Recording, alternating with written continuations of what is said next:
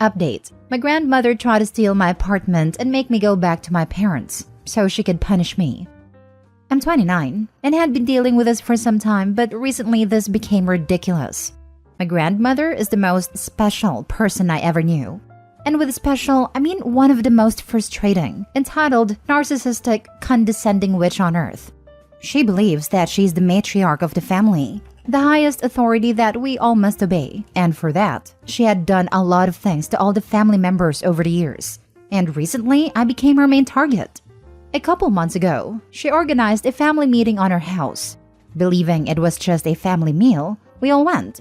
And when everyone was there, she revealed her true intentions. It was a trap. Apparently, someone told my grandmother that I was dating a girl, my girlfriend, and basically she exposed me to all the family. At a time, I haven't even told my parents about it yet. The following 30 minutes were a non-stop humiliation in front of my family, saying how a failure I was, a shame to the family, a sinner, and how embarrassed she was that all her church's friends knew I was a shameless pervert. When I couldn't take her insults anymore, I got up from my chair, just to be slapped in the face by her for disrespecting her. After seeing that, the rest of my family finally intervened, got her away from me before she tried pulling my hair. The following weeks, she was nothing more than a constant headache. Endless calls and text messages telling me such beautiful things as that I will burn for my sins, that I was a disgrace, that I should stop fooling around and correct my life. She even lectured my parents, demanding that they correct me, to make me quit my job and find a husband, because that was the right thing to do and what I should be doing. Also, she took every chance she got to say how evil and selfish I was for ruining her good image. Last Saturday, she outdid herself. While I was in my apartment, there was a knock on the door, and when I opened it, I saw that it was her. By that point, I was no longer trying to hide my displeasure from her, and I just said, it's you. What do you want? Without being invited to come in, she slipped into my house, started looking around the place with an obvious look of disgust and disapproval on her face, and then turned to see me with that look of superiority, as if she were doing me a favor by being there. She told me that she had already given me more than enough time to reconsider and correct my life, so she was there so that I could apologize to her. I just laughed sarcastically and told her that she was crazy and that she could go now. She then started lecturing me with the same speech again, but I didn't take it.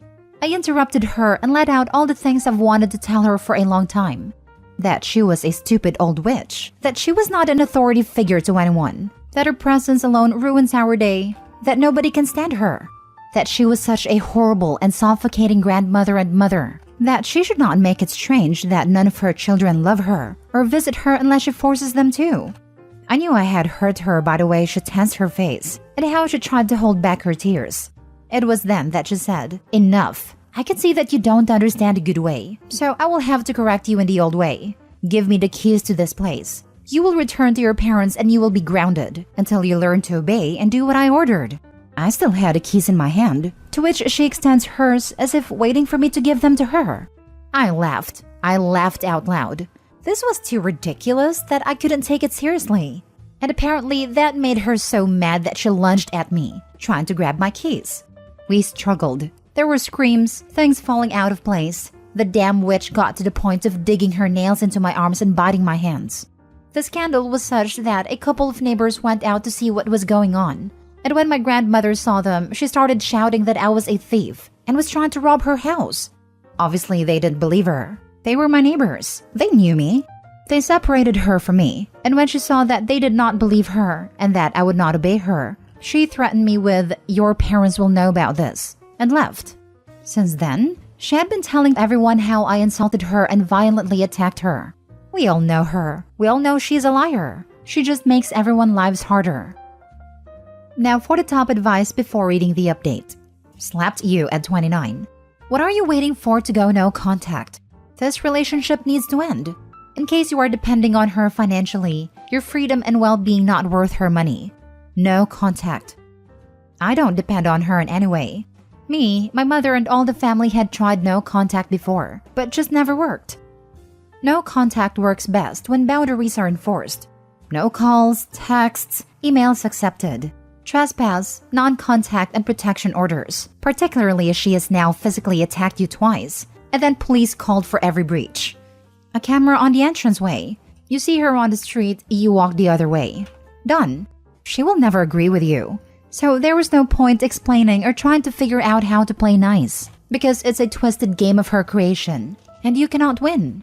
Engaging in this conflict only fuels her fire, and to her, proves the point that you are not obedient and need to put firmly in your place. Press charges, get cameras, block her. I'm going to buy the cameras. I'd already blocked her number. Sadly, as she can't keep calling me, she is now calling my parents and other relatives. That, sweetheart, is not your problem. They can also block her. Thank you so much. I dealt with so much guilt and doubts about myself, and she only made everything worse in the moments when I believed I already knew who I am. Yeah, you need to call the cops and get ahead of this. She will get you charged and arrested to force you into what she wants. Call the cops and press charges. Get your neighbors to make statements. Don't leave this. Also, set up a doorbell camera.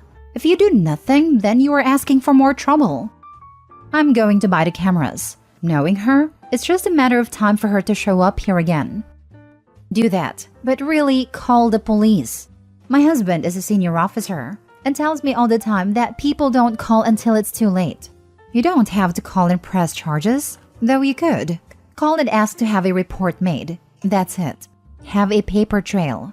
Also, tell the wicked witch that Jesus don't like ugly and Grandma's hideous. Tell her the petty people of refit will meet her in hell. And now for the update. After the last post, I took some of the advice that people here told me. I went to the police and filed a report about what my grandmother did. I had some photos of the bites and nail marks and even asked one of my neighbors to come with me as a witness. But police didn't help. They said that any of that was enough proof to do something and suggested to talk and solve it. I knew police wouldn't help. But as some said here, I have now a paper trail. I bought cameras for my door. Not very expensive, but they record in a very decent quality. And they arrived just in the right moment, because 2 days later, my grandmother showed up again. This time, I didn't open the door, and that made her angry. She noticed I was home and kept knocking the door for 30 minutes. After that, she started hitting and kicking it, yelling at me to open, that as my grandmother I must obey. And of course, lots of curses. She left after the neighbors told her that they were calling the police, and I had everything recorded. That night, I sent a video to the family group chat, and this led to the next point. I went no contact with my grandmother. I decided I don't want her in my life anymore. After sending the video to the family, I told them that I was cutting all contact with her. It looked like it was something that everyone wanted to do, but they were waiting to someone to do it first, because half of the family agreed to do the same after I told them, and almost all of us will on the following days. My grandmother noticed and tried to show up at everyone's houses, but we had enough. Except for one aunt, no one opened the door. I would like to say that everything ends here and we are all living our lives, but that was not my case. My grandmother showed up at my workplace, and she started one of the messiest dramas I've ever seen. She claimed that everything was my fault, that I made a family to stop talking to her, etc. She then ordered me to take her to the boss's office because she wanted me to quit my job and to start obeying her. I just asked her to leave the building and turn my back on her. That only made her even angrier because she tried to attack me again. Some of my coworkers were able to keep her away from me until security arrived. But in those few minutes, my grandmother threatened me, saying that I would regret ruining everything, and this was disturbing. To be very careful because she knows lots of people, and she knows where I live. And it would be too sad that someone breaks into your house during the night, and even worse if he did something to you. Or maybe it wouldn't be that bad if that corrects your perverted deviation. Again, I went to the police, with witnesses and videos of the security cameras, and again they didn't help. But at least now I have enough for a restraining order. How are your police so freaking useless? I feel like a lawyer would do a lot more than a police officer in this instance. I know, and I already have a lawyer for the restraining order. Just make sure you have security cameras around your home. Crazy doesn't rest easy.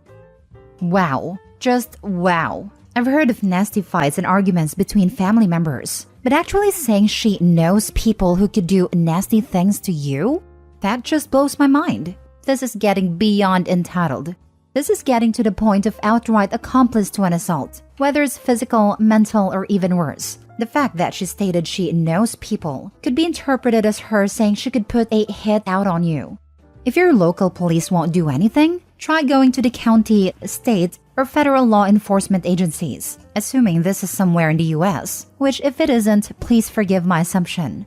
But if local won't do anything, then perhaps going above their heads will be the wake-up call they need to get up off their butts and do their jobs properly.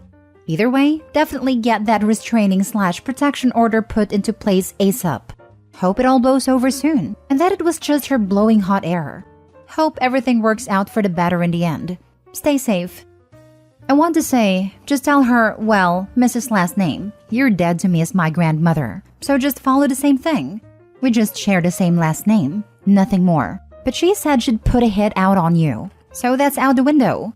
Does your place of work have video of the area where that monster said this stuff? You may want to see if you can have a copy for your records for in case she does make good on her threat. Then, you can at least have copies of it everywhere with letters stating, if I'm a victim of crime, look into Grand Monster. She's probably behind it.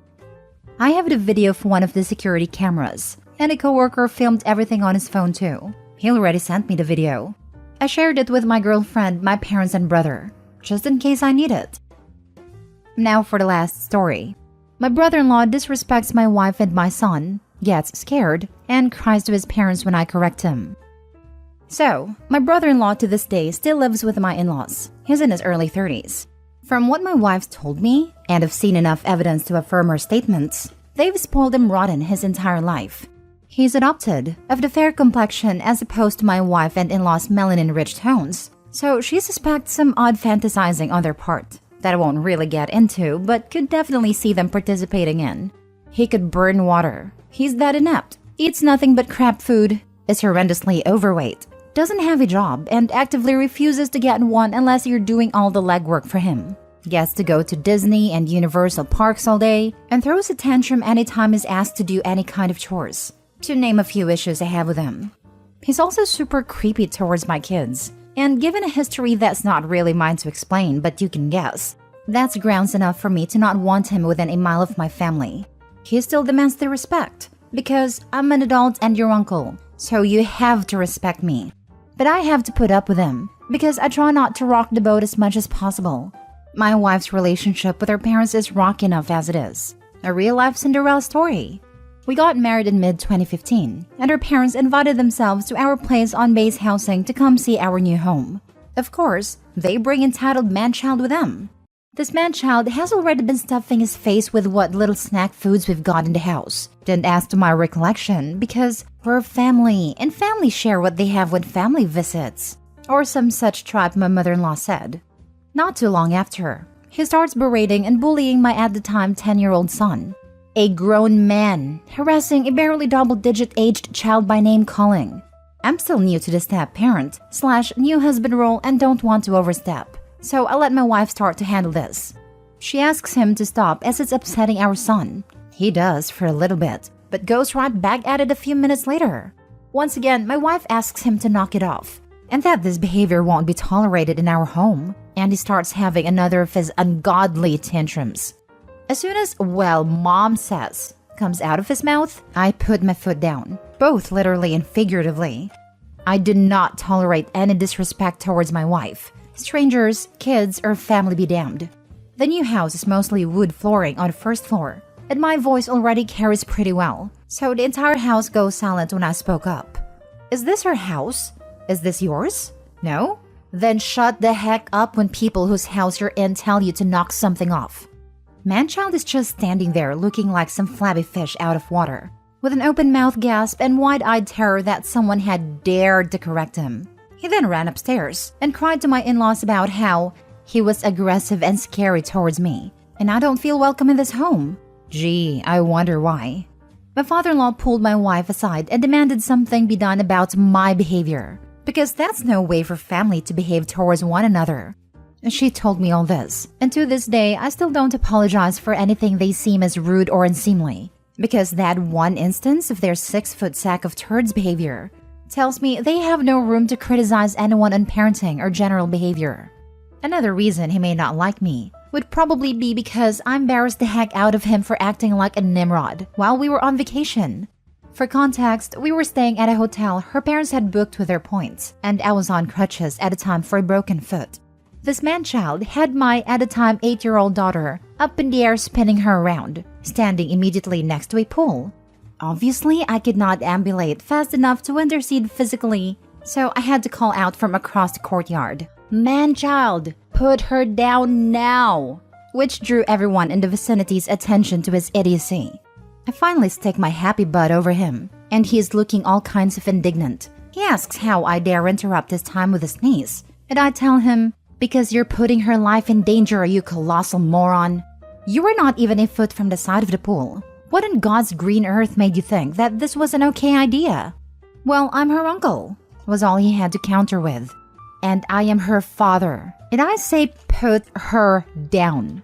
Now, he and I got into a hard staring match at this point, and he thinks he's gonna win because I'm on crutches, and is already naturally taller than me at around 6 foot. I, however, was a hard-charging lance corporal at a time, and didn't fear man, beast, or God, let alone this fat sack excuse of humanity. He broke off and stormed off to go tell his parents what happened. They try to have a conversation with me about how what I did was inappropriate, and I just balk at them and ask them how could they condone the blatant endangerment of their granddaughter by this buffoon. They had nothing else to say. Now for the top comments. Why are you and your wife still in contact with these people? Regrettable obligatory nonsense. I hope you both will see there is no obligation to keep in touch with anyone that disrespects all of you and endangers the kids. Kind of airing my dirty laundry here, but I got out of the military back in August of last year. Due to some unfortunate circumstances that are mine to withhold, we didn't have anywhere to go. So my wife and I are at our respective parents' houses. She with the children whom I miss dearly, until such a time as we are able to pool our funds and reunite as a family unit. We're close now. As of yesterday, my daughter still thanks me for stepping in on that pool incident. I'm surprised you didn't hit him in the face with your crutch. He would definitely, at some point, put your daughter in a dangerous situation and would be inept if anything did happen.